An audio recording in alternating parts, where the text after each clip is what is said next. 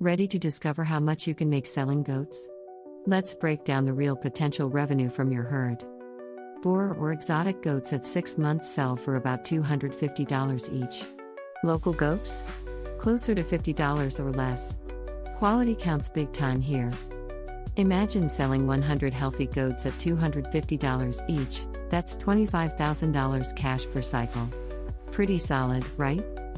Now, if you've got premium breeding stock, some goats can fetch $500 to over $2,000. Selling just 20 high-quality goats could add $14,000 on top.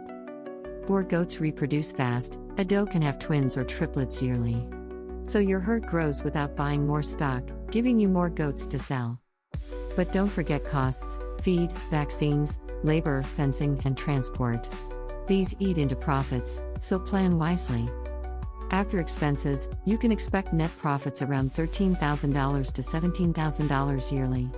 With good management, that number can go even higher. Want to boost your earnings? Focus on breed quality, feed, market connections, and kid survival rates to maximize your goat farm's success. So, are you ready to turn your goat farm into a thriving business? Start smart, manage well, and watch your profits grow.